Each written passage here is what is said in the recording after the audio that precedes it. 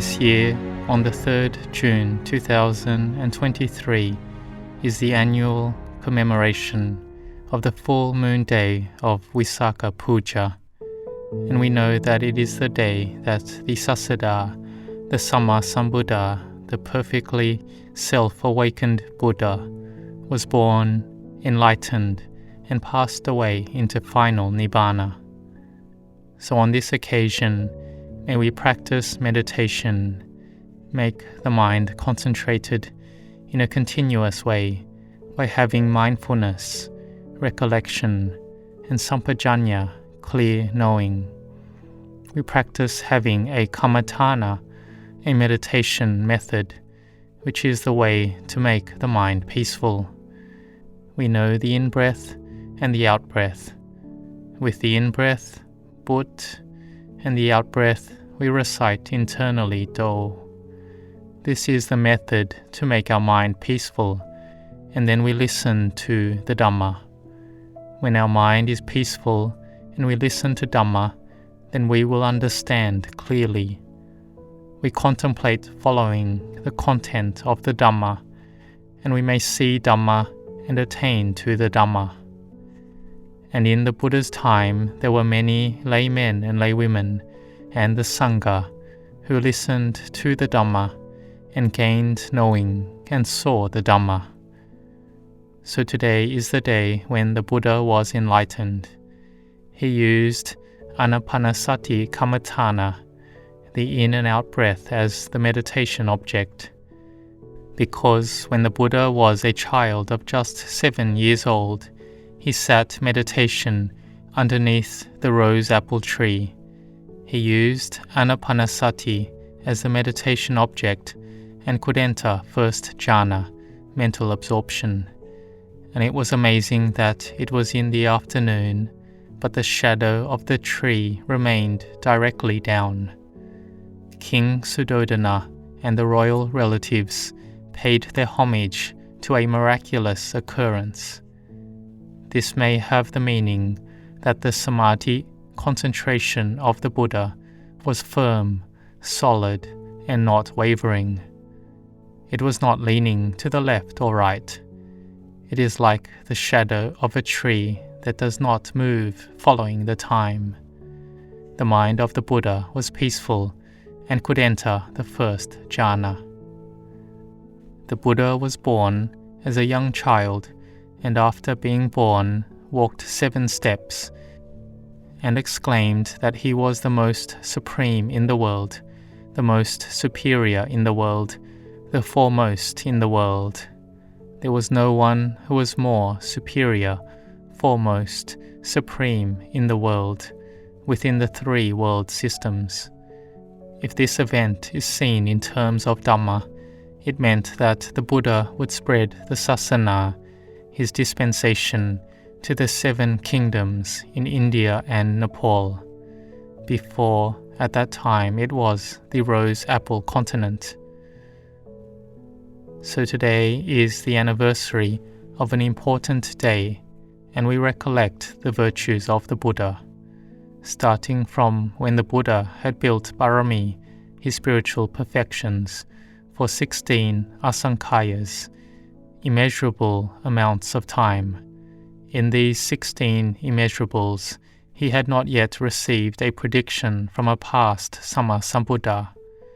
Only until his Parami was full already, then a past Buddha made the prediction that our Buddha would become a Samma Sambuddha named Siddhartha, the Samana Gautama, a Buddha in the future.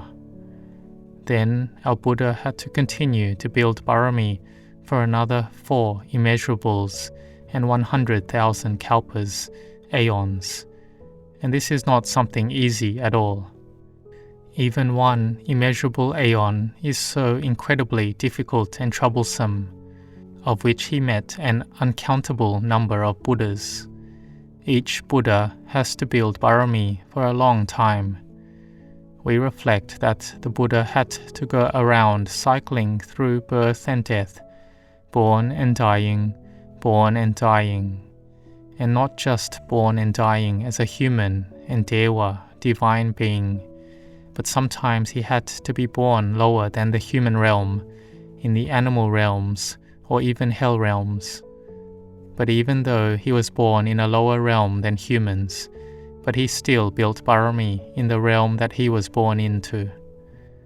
So this is the great compassion of the Samma Sambuddha, that sacrificed his own personal happiness for the benefit of all sentient beings. It wasn't for himself at all. If he wanted to see and attain to Dhamma and become enlightened as an arahant, then he could have succeeded to that without difficulty. But here he sacrificed himself for all of humanity, for all sentient beings.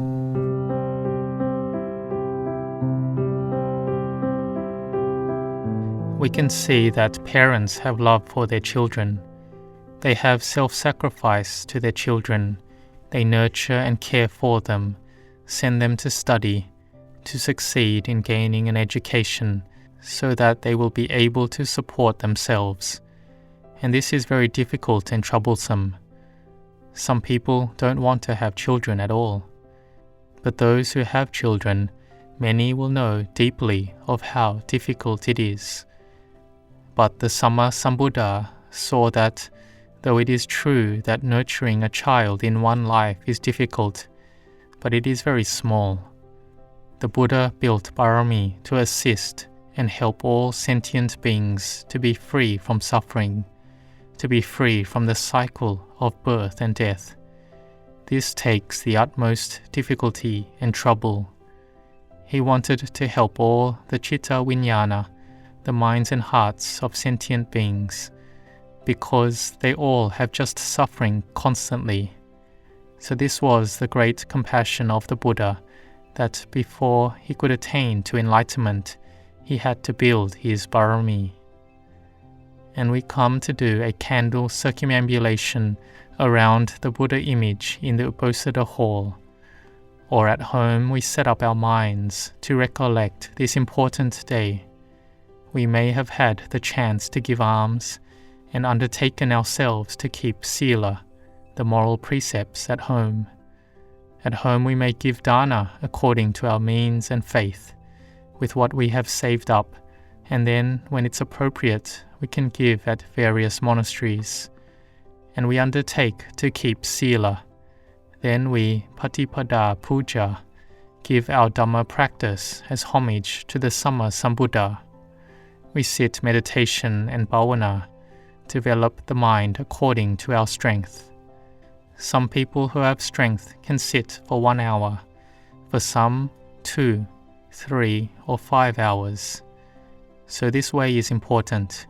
It is giving puja to the metta, goodwill and compassion that the Buddha had for all sentient beings. And by giving Patipada Puja, we ourselves will get the results. The Buddha doesn't receive our puja. He doesn't receive our merit and goodness. But we are determined to offer it to him as Buddha Puja. And this is goodness that is great and massive. So may we prepare flowers and fragrant objects, incense and candles to give puja to the Buddha. And this is our puja through material offerings. But the important foundation for our minds is that we must Patipada Puja. We do it fully and to our utmost strength. We recollect the virtue of the great wisdom of the Buddha. The Buddha was able to contemplate and see all Dhammas arise from certain causes, which we call Ida Pachayata, or the specific conditionality of all 12 links which dependently arise. There is no self, no I in it. There was no one who was able to know it by themselves, because it was very deep. It was only the wisdom of the Buddha who could know it by himself. So unless one had built their Parami to the fullest, to be a Samma Sambuddha, then they would have no way to know that Avijja, ignorance, is the cause for sankhara, karmic formations, to arise. That sankhara is the cause for vijnana, consciousness, to arise, for nama-rupa, name, form, to arise, for phassa, contact, vedana, feelings, tanha, craving, upadana, clinging.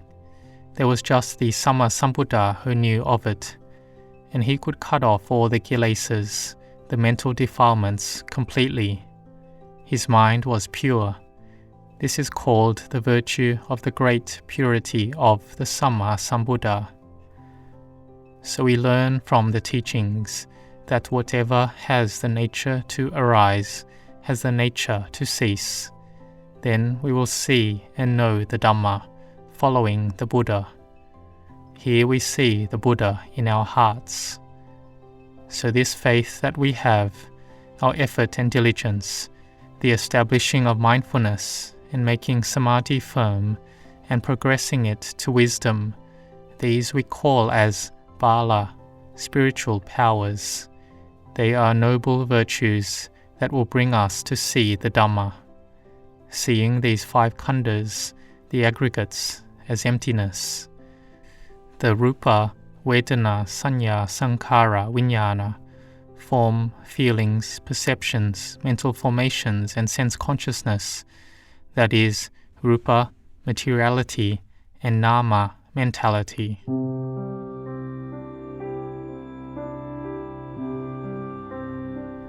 We can see our ancestors, the kings of Thailand, with their faith in the Buddha Sasana, the dispensation. They have supported, maintained and promoted the Buddha Sasana till the present day. They have built monasteries and supported it in all ways and aspects, so that we could have a chance to practice Dhamma.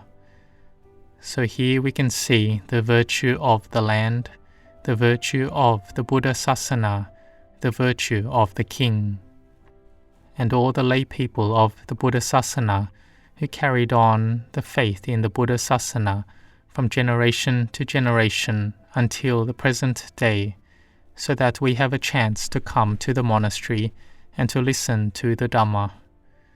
And when the Sangha receives strong support from the king as the head, his retinue, and the faith of the lay people, they all help to support the Buddha Sasana. And we have the Sangha that has continued from generation to generation, in this era having Venerable Ajahn Mun and Venerable Ajahn Chah, who has promoted the lay people to have more faith in the Buddha Sasana, because they are true monks, arahants, and who taught us Dhamma to reduce our suffering.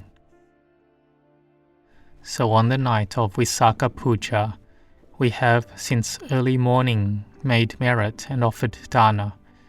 We come and practice and listen to Dhamma, increasing our faith to be more firm. Then one day, when our faith is full, we have the effort and determination to practice Dhamma. We see that we have the faith and sila of ours already, and we are ready. We want to have the quality of samadhi, the quality of wisdom, the quality of mindfulness. We are determined to try to train and develop our minds by having the meditation words Buddho, Dhammo, Sangho. That which arises with the mind, there is just rupa, materiality, and nama, mentality. The eye sees form, ear hears sound, nose smells odors, tongue tastes flavors, body contacts tactile sensations. The mental objects are known by the mind. There is rupa and nama arising.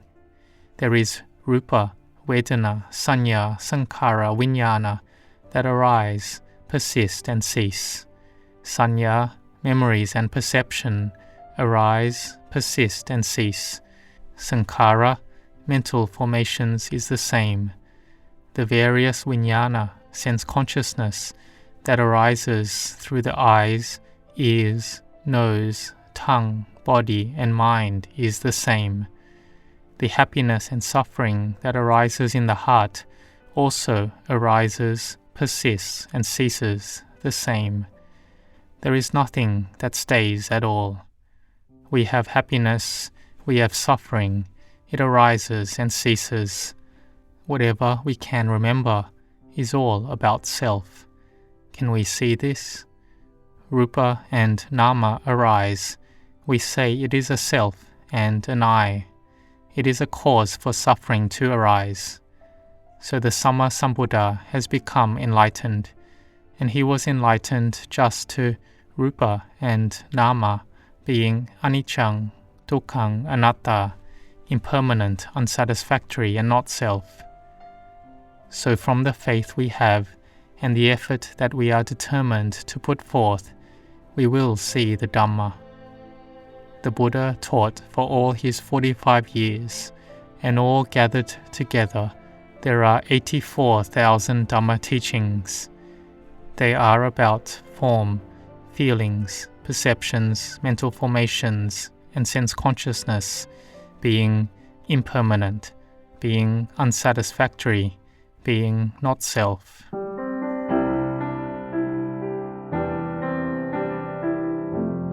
So we have come to this day, and we remember the Buddha's birth, enlightenment, and passing away into final nibbana.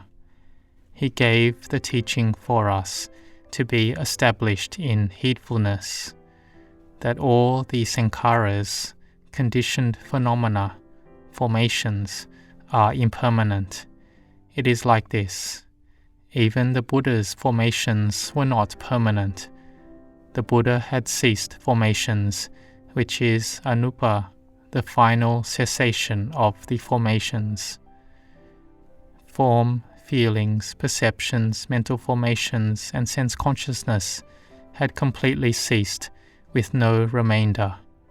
The Buddha's mental defilements had ceased long ago, but the 5 aggregates were still there, arising and ceasing, arising and ceasing.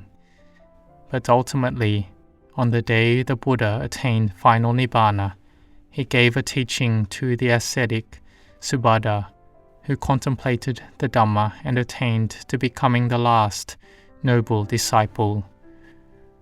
The Buddha, out of his great compassion, had walked from Vesali city with hardships, troubles, and being sick. But the Buddha had metta and compassion to teach, to bring up the faith of the goldsmith Chunda and his wife, who attained to Sotapanna, stream entry, and Subhadda attained to becoming an arahant. And the Buddha taught in his last teaching for us to not be heedless. So may we recollect the Dhamma of the Buddha and give our Patipada Puja on this 3rd of June 2023, and we are fortunate that our body is still healthy, that we can still give Patipada Puja to the Buddha. May the power of the Triple Gem, the Buddha, Dhamma, Sangha, give metta to all the faithful laity, and for all the monks, novices, and laity with firm faith to progress to have Dhamma, to have effort and diligence, to have the mindfulness, samadhi, and wisdom to know and see the Dhamma. If your parami is full, then may you attain to Dhamma.